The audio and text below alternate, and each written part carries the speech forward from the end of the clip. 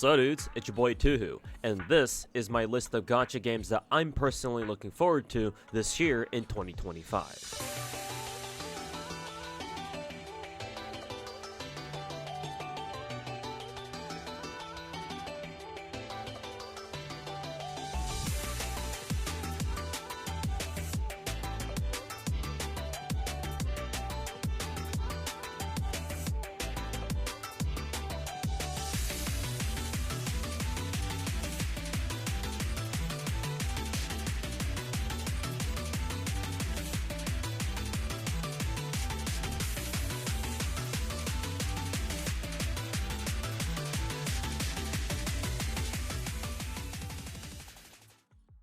For those of you new to the channel, again, I'm Tuhu, and I am the god of gacha games. I've been playing gacha for the last 7.5 years, and I currently main a dozen different ones, and in chronological order in which I started playing them, they are FGO, Azur Lane, Arknights, Genshin, Blue Archive, Nikke, Star Rail, Ether Gazer, Snowbreak, Wuthering Waves, Zenless, and most recently, GFL 2. Of note, I actually played the first game, GFL 1, for 6 years before finally dropping it earlier last year since I knew we'd get the second game at some point. And despite the absolute gacha hell that I put myself through over the years, being the god of gacha games that I am, I decided that wasn't hellish enough, and I've got 5 more gacha games on my radar that I'd like to add to my rotation, and that I'd like to share with you guys today in case any of these are of interest to you. I'd like to clarify right now though, that this video is not your generic, like top 5 gacha games that you can't miss in current year or some shit like that, like most gacha YouTubers will do at the start of every year to abuse the algorithm. Now some of you guys will hear this and go, well, how is this video supposed to be any different? Right? Like, what's so different between my list of gacha games that I'm looking forward to this year and what everyone else does? Well, you see, the difference between me and every other dogshit gacha content creator out there is that every gacha that I'm about to list in this video, I plan to pick up and main, which is kind of what I meant when I said that I wanted to add them to my rotation. It's stupidly easy for anyone to make a video talking about all the new gacha games coming out this year and fake some excitement and hype for the views. Hell, maybe they'll even take it a step further and actually try out some of those new games that they're talking about, either their betas or their full releases. But as is all too common, the overwhelming majority of creators will quickly drop these new gachas after playing them for like a day or two, assuming they even play them at all. They'll take a sponsor for them maybe, pretend to have fun with them for a couple hours on stream or make a few videos about them, 1 or 2 maybe, and that's it. And that's all the shits they can give about them.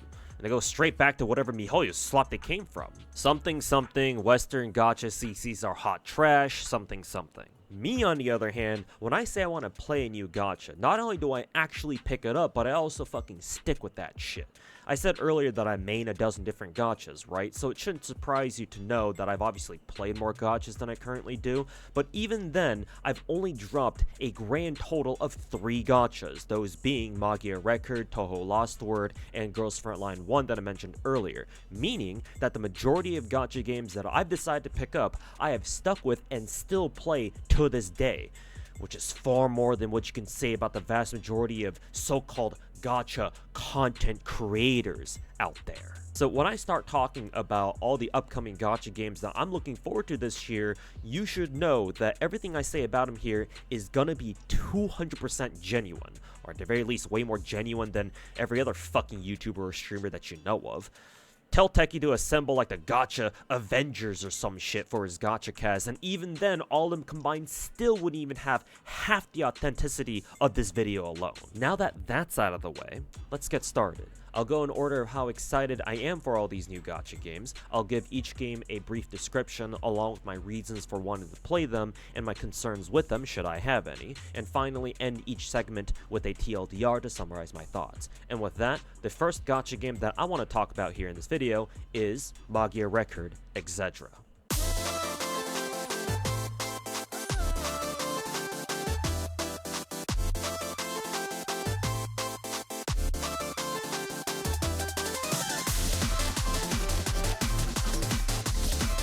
Mahou Shoujo Madoka Magica Magia Exedra damn, that's a long name, so I'm just gonna call it Exedra, is a turn-based RPG based on the Magica IP that's been ongoing since 2011.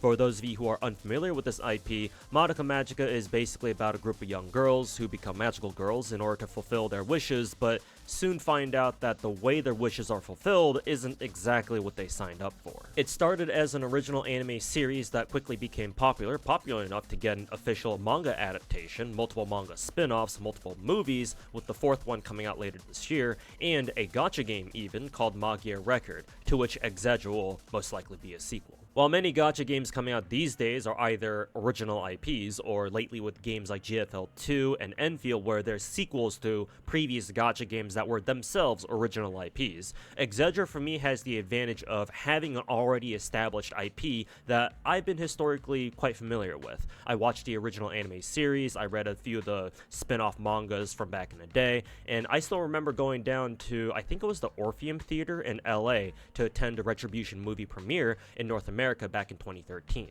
That and my favorite Japanese voice actress, Chiwa Saito, voices my favorite character in the series, Akemi Homura, so the legacy aspect to Exedra here is off the charts for me. It also helps that I briefly played Magia Record for about a month, and so it'll be nice to be able to play another Madoka gacha that will hopefully be managed a little bit better this time around. For its gameplay, from what little I've seen so far, since I don't think they've exactly put out a whole ton to begin with, I'm gonna call it how it is. This is a fucking Star Rail clone. If y'all remember the video I made blasting Mtash's ass about how he's consulting for a gacha game when I don't think he should be, a lot of the shit that I roasted his game over can also be applied here. Exedra is as well a turn-based RPG that uses 3D models and has mostly the same UI as Star Rail, with the turn order up on the top left, character icons that display health and energy on the bottom, and action buttons on the bottom right. Hell, enemies even have their own health and status info displayed at the top middle, and Exedra even seems to go so far as to copy Star Rail's whole elemental break system too. God damn, I thought the Chinese were the ones who copied everything, not the Japanese. But hey, at least the character models look pretty good so far anyway, and since this is the Magica IP that we're talking about here, I don't need to worry about Exedra like not having a distinct art style or anything, or not having cool animations, so Mtash can still go fuck himself with his Epic 7 account that he probably doesn't even play anymore anyway. The one difference that I was able to spot is in this video that we got from Steam, where it shows 5 characters on a team instead of the usual 4. Given how Star Rail plays, because Star Rail is a 4 character per team game, the increased team size from 4 to 5 should be very impactful in my opinion, so I'm really curious as to how Exedra will play out with it. However, I do have some concerns for the game, and this is not going to be like Maxim Gacha making a clickbait thumbnail saying, "This looks terrible," with the title for that video going, "Worst gacha I've ever seen," which is fucking hilarious given that he's playing Star Rail in that video too. Holy fuck, you can't make this shit up. Anyways, my main concern for this game is how it'll be supported post-launch. Exedra will be published by Aniplex and developed by Pokélabo and F4 Samurai. I bring this up because the previous game, Magia Record, was also published by Aniplex and developed by F4 Samurai. Looks like they brought Pokélabo on as a second developer to help them produce Exedra. The NA server of Magia Record, which was what I played back in the day, was unfortunately not managed properly, and I have some unique insight as to why. Aniplex, the publisher, also publishes another gacha game that I play, FGO, and when FGO launched its NA server back in 2017, they decided not to accelerate content and have us NA players perpetually 2 years behind the JP server, which still is the case to this day. And over the years, more and more NA players started rightfully complaining about how it sucks to always be behind 2 years behind the JP server. So when Magia Records NA server came out, either Aniplex or F4 Samurai decided to do the opposite. They accelerated Magia Records NA content to catch up to JP. But this eventually had horrible consequences for the health of the server, because new characters were coming out way too fast, and there wasn't enough compensation, from what I understand, to sufficiently make up for the time that players lost to save for the characters they wanted. It got so bad that I remember someone pulling up the revenue charts for Magia Record for its final months of service, before it got shut down anyway, and it was literally like 1 or 2 whales funding the entire NA server. and the server itself only lasted in total for a little over a year from June 2019 to August 2020. So naturally, this has me pretty concerned about how Exedra will be handled when it's the same publisher and some of the same developers, especially considering their track record for their NA audience, at least with the last game, has been less than ideal. At the very least, it seems like Aniplex is so far planning a simultaneous global release for Exedra instead of, launching the JP server first and then other regional servers later, like they did for Record. Hell, that's how most Japanese gacha devs handle their servers, JP first and then global servers later. So, hey, credit where credit is due, I guess. And other than publisher and developer bullshit, I'm also quite concerned with Exedra mostly copying Star Rail's gameplay. I complained about this again back in my MTash video, but Star Rail's gameplay is mind-numbingly simple and not mechanically dense at all, meaning that its endgame is very meta-driven to the point where nowadays, if you want to consistently clear MOC, full clear that is, all stars, 30 or 36 or however many there are, it more or less comes down to, do you have the most recent limited 5-star characters? And I certainly don't want Exedra to go down that exact same path too. The fact that Exedra is copying Star Rail ultimately is whatever for me. I mean, it's not ideal, and I feel like they could have chosen better turn-based games to copy, or at least model themselves after, but that doesn't nearly bother me as much as it seems to bother some other people, like Maxim Gacha apparently. I care much more about Exedra's gameplay itself and pray that it's a legitimate improvement and more than just the speed stat fuckfest that Star Rail currently is. It certainly doesn't help that we don't have a lot of Exedra gameplay available to watch right now, like I said earlier, to make more conclusions about it, so for now, I guess we'll just have to wait and see. TLDR, Exedra is a Star Rail clone that uses the Modica Magica IP, and I'm excited for it mainly because of that IP, but its publisher and developer history with their previous game, Magia Record, has me worried about the future of Exedra when it comes out. Hopefully they've learned their lesson with Magia Record to make sure that Exedra does better this time around. Exedra's done. Now, let's move on to the next game on my list, Azur Promilia.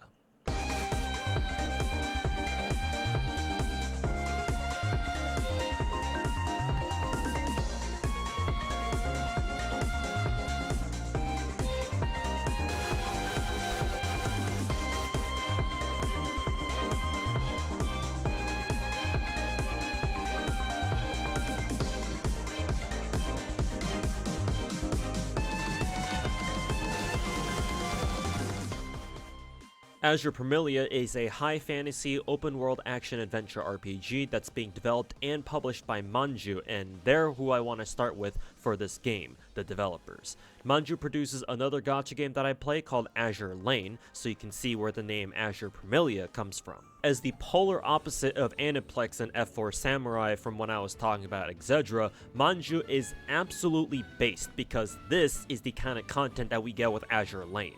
Big fat fucking calcium cannons, big fat fucking cakes, and everything in between. If you have a type of waifu that you really fuck with, then you'll probably find someone in that game. It's too bad they recently had to remove some of their skins due to Google censorship. Gee, I thought Google was banned in China. Aside from that recent development, these devs know exactly what their player base wants and they consistently deliver, and they have been for the last 6.5 years. With content like this, it's kinda hard to believe that they're a Chinese studio, that's how based they are.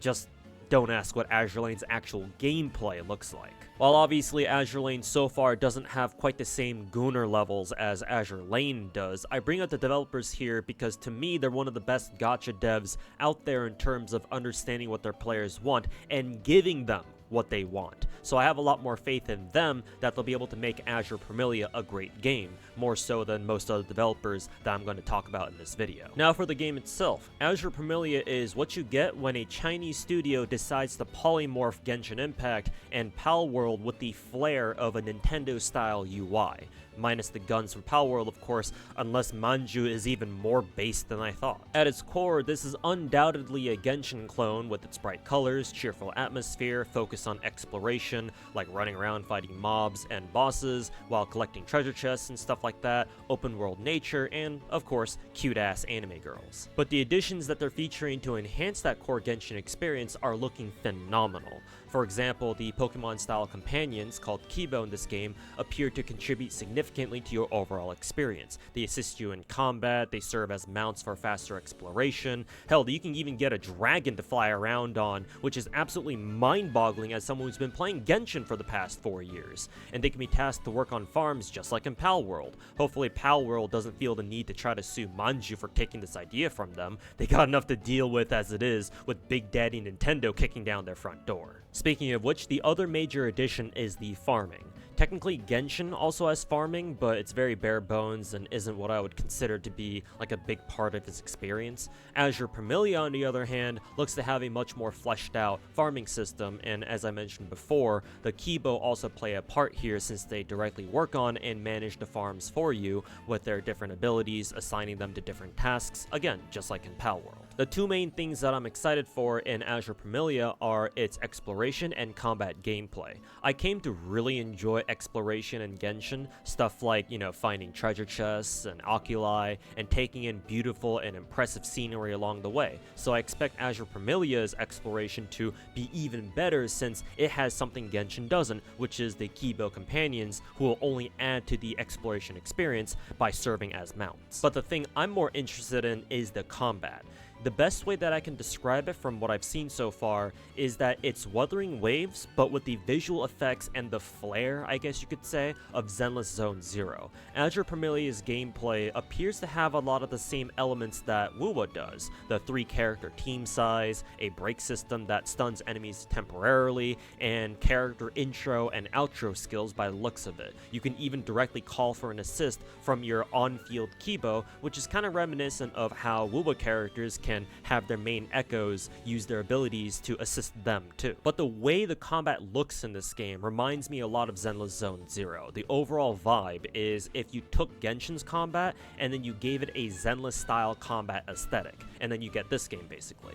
Particularly the dash effects when characters dash to evade incoming enemy attacks. Matter of fact, Azur Promilia characters appear to perform what look like dodge counters, just like from Zenless, by dashing through enemy attacks first and then immediately counterattacking after, which is likely why the counter hit icons show up. I like how the combat looks fast-paced, faster than Wuwa, and closer to Zenless. I also really dig the combo and combo damage counters on the left and the counter hit icon that I mentioned just now. As someone who watches a lot of fighting games, these are pretty satisfying to see, and I would imagine, especially for viewers watching a streamer play Azur Promilia, these are just very natural things to add. Now that I think about it, it feels a bit strange that games like Genshin, Wuwa, and Zenless all display damage numbers when your characters actually hit enemies, but don't show you your overall damage done. Now for my concerns and criticisms, which aren't a lot, but I still got a few here. My main one is that the elemental system that Azur Promilia may or may not have, because from the gameplay demo,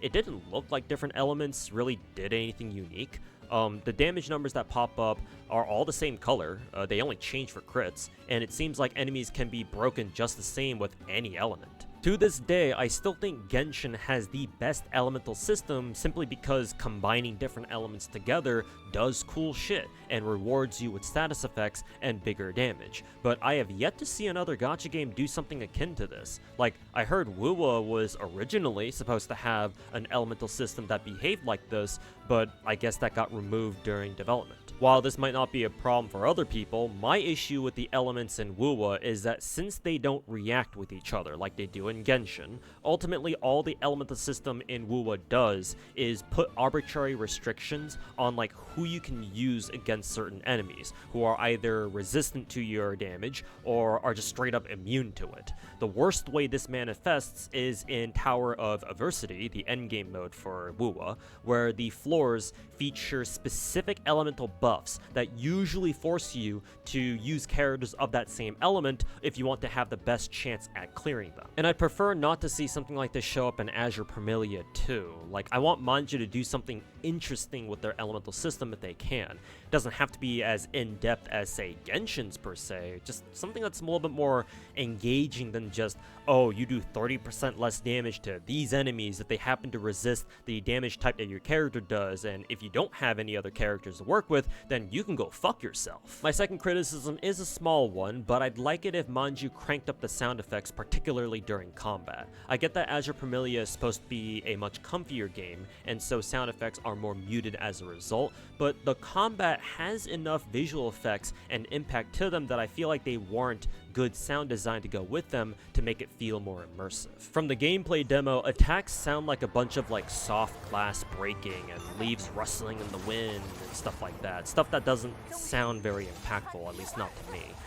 Maybe they could add some more bass to the sound effects or something like that to give them that extra little impact that I'm looking for while not sacrificing the overall comfy vibe that fits this game.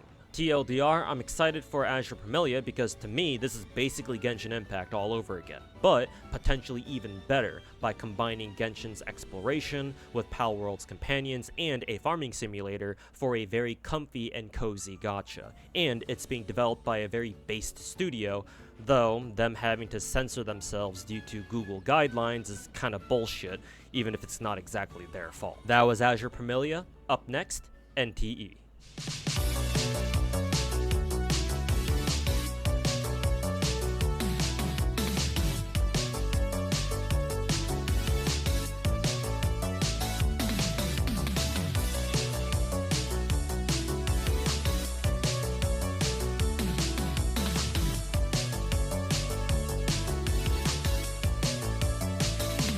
Neverness to Everness, or NTE for short, is an urban open-world action-adventure RPG with by far the strangest name out of all the gacha games in this video. Even its acronym is a little sus, with one Japanese VTuber that I know who's a big gacha fan herself calling it, well...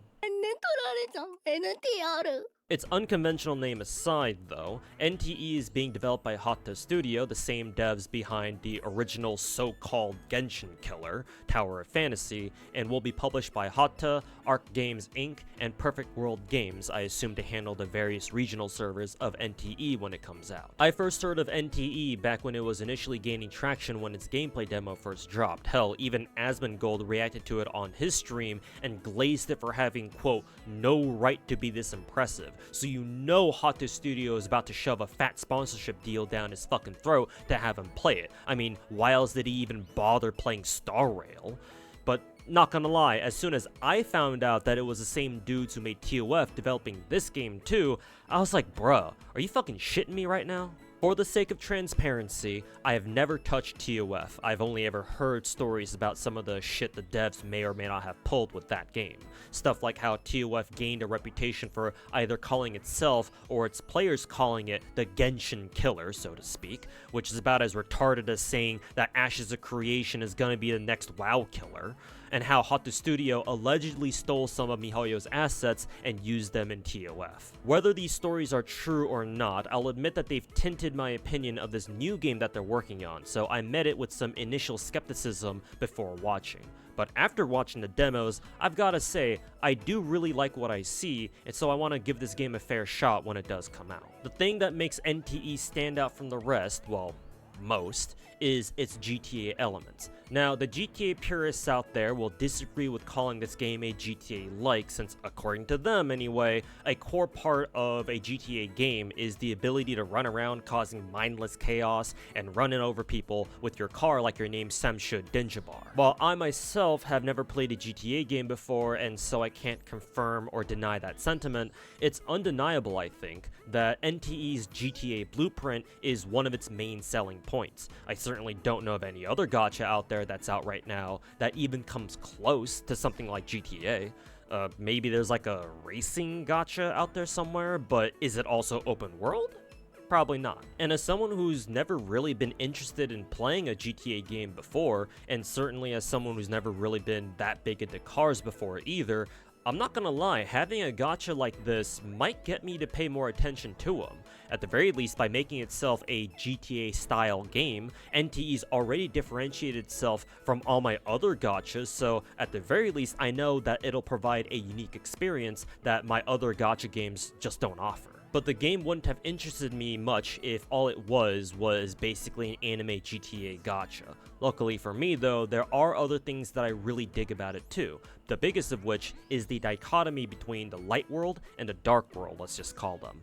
I absolutely love this whiplash. One moment you're just chilling in the light world, and then you take one turn into an alleyway somewhere, and all of a sudden you've just been isekai'd into some like Ghostwire Tokyo shit. I really like the darker themes and tones in games and stories in general, so the fact that NTE seems to be incorporating this creepier undertone to its dark world is right up my alley. It's not that other gacha games don't do this at all, but usually they ease you into the darker stuff. They don't usually just drop your ass right into it like you're diving into the chasm from the overworld in Genshin, for example. But here in NTE, it seems like you snap your fingers and boom, you're in the dark world now. Good luck, bitch. The vibes are immaculate with this game. The colors are nice and punchy, though I hesitate to say that they're somehow better than Genshin or how another game that I'll be discussing soon does colors, but they're good enough to be satisfying to look at. The soundtrack is for the most part on point in every different area, though one thing I would like to see improved is if they made the Dark World combat OST more intense to help make the Dark World feel more threatening, and the weather effects are nice and crisp, whether it's daytime, nighttime, or raining. And the more I think about it, the more I think I fuck with the idea of having your own place in a gacha, because in all the other open world gachas I play, Genshin, Star Rail, even though that's not really open world, and Wuwa, you don't have a home base at all. You just teleport around and log in and out wherever. Technically, Genshin does have the Serenity Pot, but it doesn't feel like a proper in-game base or something like that, mainly for the fact that the game doesn't spawn you in there when you first log in, even if you log out of the game while still inside. And I guess technically in Star Rail, you do have to train, and especially with the recent renovation event, you actually have your own place inside the train now.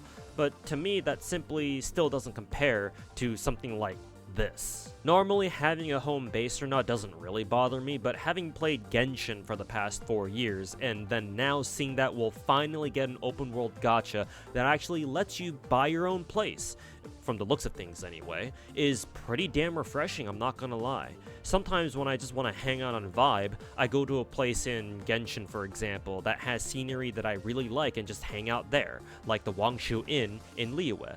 So I'm looking quite forward to the day when I can just pull up NTE and enjoy the skyline from my penthouse or something like that. It's certainly something I'll never get to do in real life, so I might as well enjoy it in a gacha game. Last little tidbit that I want to point out here, I couldn't help but notice that the character designs in NTE remind me a lot of Honkai Impact characters. But then again, I've never played Impact, so maybe I'm just talking out of my ass here. We'll see what you guys say in the comments below, whether you agree or disagree with me on that one. Now for my concerns, and the biggest one that we gotta start with should obviously be with the developer themselves. Tower of Fantasy, their first game, didn't really pop off like maybe it should have, and since I never played it or kept up with the news at all I have are stories and rumors that I've happened to come across during the past 2 years that it's been out. But I'd like to think that there must be some good reasons as to why TOF never really got the same following as, say, Wuthering Waves. My best guess as to why is that given its release date of December 2021 for the Chinese server, Hato Studio saw the frankly unbelievable success of Genshin Impact and wanted to try cashing in on it themselves by making their own anime open world gacha game and, you know, ride their coattails, so to speak. Now, I ain't trying to knock them for this specifically, like when something explodes in popularity like Genshin did, you're just gonna have other games pop up eventually that are gonna try and emulate that same success. What I am gonna knock them for, though, is that it seems like they rushed out TOF way too fast. Assuming that Kuro Game, for example, started developing Wuwa as soon as they saw Genshin pop the fuck off back in 2020, it still took them 3.5 years to finally launch Wuthering Waves, and we all know that Wuwa's launch was not exactly smooth, like it could have been a lot better, and that Kuro Game devs were busting their asses trying to fix as much shit as they could post-launch, so I can only imagine what kind of shit TOF must have gone through with its own launch. And the comments on the official NTE gameplay trailer video seem to reflect that, with multiple comments begging Hotta Studio not to rush this game too. To Hotta's credit, the official English NTE YouTube channel did favorite one of those comments asking them not to rush out this game, and it's not like they spammed favorites on all their comments that they got, like some YouTubers do. Developers can redeem themselves, and at the end of the day, we all just want to have fun games to play and enjoy. So I'm cautiously optimistic that Hotta can truly succeed with NTE this time around. My other criticism, a smaller one but still very important I feel, is the combat, specifically its visual effects. I've already mentioned how I think the combat music, particularly the Dark World music, should be more intense, but I've also noticed that some of the visual effects in this game look really basic and could use a lot of polishing. I'll chalk this up as like beta footage or alpha footage, shenanigans or something like that for now, so hopefully the combat in this game looks much flashier and exciting when it fully launches. TLDR, I'm excited for NTE because it combines GTA elements with anime style action combat, which is something that to my knowledge has never been done before, at least not for a gacha game.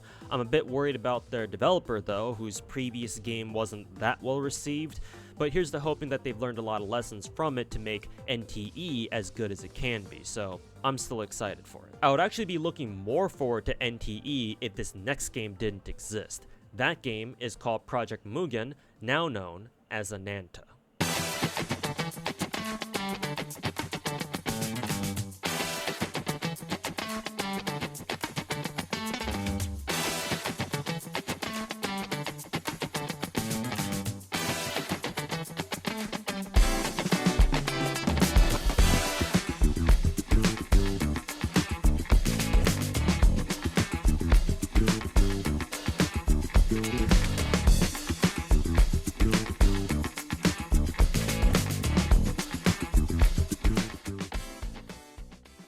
Ananta, formerly known as Project Mugen, is, just like NTE, an urban open-world action-adventure RPG with GTA elements that's being developed by Naked Rain and will be published by NetEase. Again, for transparency's sake, a lot of what I'm gonna say about Ananta here will be in direct comparison to NTE. While some of you may not like that and would prefer that I talk about each of these games individually, the fact of the matter is that these two games are the most similar out of all the gachas I talk about in this video, and therefore will be each other's most direct competitor. That and a lot of the things I've talked about for NTE also naturally applies to Ananta because the nature of these two games are so similar. So it makes my job easier. And the first major comparison that I want to make here is that Ananta features something that NTE doesn't, which is the Spider-Man style city web slinging.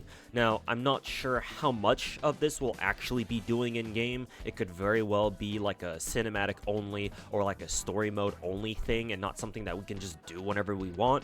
But for now, it's still really cool to know that this is on top of all the usual GTA stuff that Ananta has, like racing and all the different mini-games that were shown in the latest trailer. The second comparison is that Ananta just looks a lot more energetic and bouncy. I know I said NTE's vibes were immaculate and all that, but the vibes in the second Ananta trailer that we got recently were just off the goddamn charts. It felt good just watching it. Like when I was watching NTE gameplay demos, I was admiring how good everything looks and, you know, taking in the ambience and all that, but watching the Ananta trailer, on the other hand, got my ass fully immersed. Like, damn, this is the kind kind of city that I want to live in type shit. It also doesn't help that they got Malay singing the trailer song like it was so over the moment the music kicked in. And the third comparison I want to make here is that Ananta feels like it's got noticeably higher production quality than NTE if we go by how well their trailers were produced. That's not to say that NTE's trailers are bad by any means, of course not, but what I'm trying to say is that I much prefer how Ananta's trailers look and what they showed. NTE's trailers are highly stylized with lots of special effects and edits that focus on their individual playable characters, while Ananta's trailers show more of its environments and setting to give you a good sense of the kind of game world that you can expect to play in. Maybe that's not exactly a surprise in hindsight, given that NetEase is behind Ananta. For trailers, especially announcement trailers, I think the way Ananta's doing it here is better, because when you're introducing people to a new game, right, you want to start with the big picture, establish the vibes of the overall game first, and then slowly narrow down the focus to the individual character level with subsequent trailers. Ananta makes it clear from the get-go that its world is big, vibrant, and full of life, while I don't really quite get the same sense from NTE, though of course that's not to say that NTE isn't doing this at all itself, just that Ananta is doing a better job of it right now, and that's a big part of the reason why I'm overall more excited for Ananta than I am for NTE. But it's not like I think NTE is getting totally outclassed here. There are things that I see NTE doing that Ananta doesn't do, or at least hasn't shown yet. For example, NTE took the time to show us their vehicle customizations, while Ananta hasn't shown any such feature yet. I assume Ananta will have their own. I mean, their second trailer does show actual street racing with custom Mitashas, which in turn implies the existence of vehicle customization. But until Ananta puts out their own, 10 to 15 minute gameplay demo to confirm this, NTE has the upper hand here, because theirs is actually confirmed. And even when Ananta reveals theirs, there's always a chance that NTE's vehicle customization is still more in-depth and detailed anyway. Just depends on how hard Hata wants to go on their own vehicle stuff. And NTE still has all that, light world, dark world shit that Ananta doesn't seem to have. So far, Ananta seems like it's gonna be another one of those, feel-good, vibey gacha games where you mainly run around doing fun shit with cute anime girls and guys. But I'm not expecting it to have, like, the same mood whiplashes that NTE seems to have, at least not right out the gate. And like I said earlier, since I'm pretty fond of games that have a darker edge to contrast their usual vibes,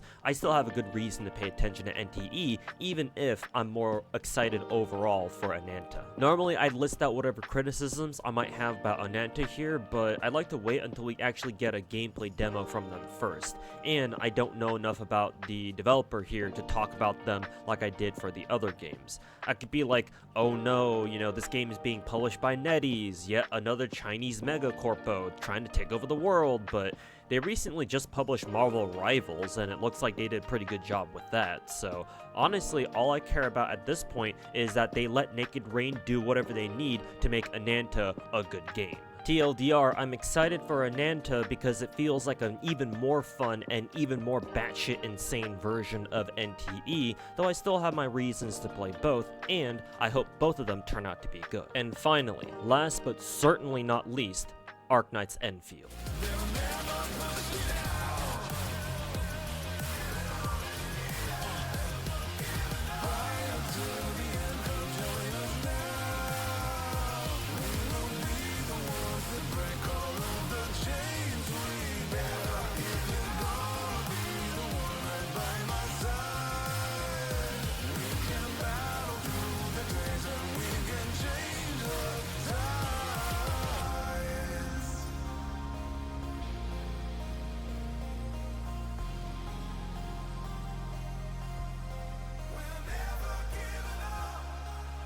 Two from the future here. At this point, the Endfield beta has gone live, but unfortunately I wasn't able to get into it myself, so keep this in mind when I start talking about my concerns about Endfield, since obviously I can't answer them for myself at the moment. back to the video. Arknights Endfield is a sci-fi open-world action-adventure RPG with base management simulation elements that's being developed by Hypergriff and will be published by their own publishing company, Griffline, or Griff Frontier Pte. Limited. Let me start off this last segment here by saying this. I made a 20-minute video not too long ago glazing the shit out of the original Arknights gacha game by calling it the best gacha I've ever played personally, so you can imagine why I saved Endfield for last. Also, this is just my personal opinion, but holy fuck, the name Endfield goes hard. Out of all the games in this video, this is my absolute favorite name for a gacha, so we're already off to a great start here. I mentioned with NTE that I like a grittier edge to my gacha games, and while I certainly don't mind playing comfier and more lighthearted ones, I would say that right now most of the gacha games I'm playing already fall into that latter category, even if they do have their own darker and edgier moments from time to time. Matter of fact, I would go so far as to say that most gachas choose not to have like an overall dark or serious theme because dark themes tend to not be as casual friendly, especially big production gacha games these days that need a ton of investment to be developed in the first place and so need to appeal to as big of an audience as possible when they come out, with the biggest exception to this obviously being Wuthering Waves so far. But Endfield blows every other gacha out of the water in terms of sheer heaviness and immersion. Just its trailer alone sets a tone for it the hardest out of any gacha trailer that I've ever seen so far, being the only gacha that has the balls to blast metalcore in your ears right out the gate. Shoutouts to Starset, by the way, for working with Arknights again, and I sincerely hope that they keep cooking up more bangers for either Endfield or OG Arknights in the future. Also, shoutouts to Hypergriff for using specifically the uncensored version of that trailer song. Even if that wasn't intentional, to me it tremendously adds to the raw vibes that Endfield's got. I mean, shit, just listen to the lobby theme that they had for their alpha test last year.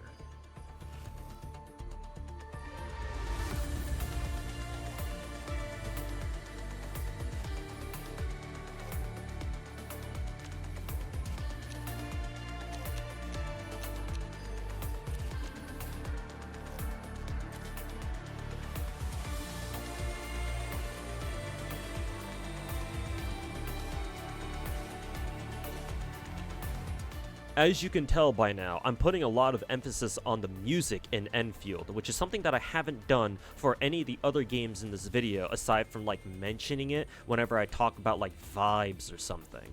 This is for good reason, because one of the things that I said in that Arknights video I said that I made not too long ago was that it has the best overall soundtrack that I've ever heard for any gacha game that I've played. It's to the point where it's become a meme in the Arknights community that Hypergriff is a music production company or label first before they're an actual developer studio. I know that Kuro game sorta has this reputation too with Punishing Grey Raven, but unfortunately Wuwa's soundtrack at launch wasn't very impressive, and that's the game I play, not PGR, so Kuro doesn't quite have that goated music status for me.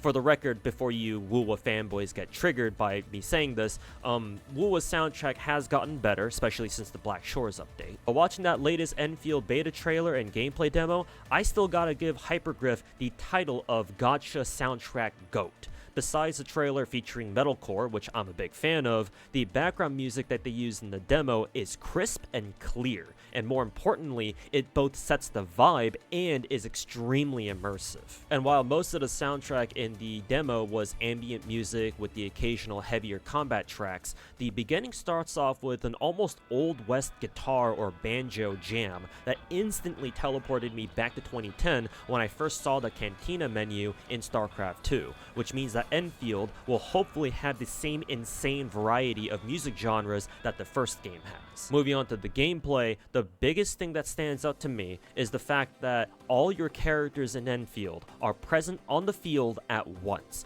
Almost every action RPG gacha that I play normally only allows you to have one character on the field at any given time. The only times when you can have multiple are when you're like switching characters or when you're calling in like an off-field skill or something like that. Genshin, Wuwa, Snowbreak even though that's not technically an action RPG, and adding the ones from this video too, Azur Promilia, NTE, Ananta, they all do this. The one gacha that I'm playing right now that breaks this convention is Ether Gazer. Basically think PGR, but your entire team is out on the field at once, all fighting together, and you just control the team leader, while the other two characters are AI controlled.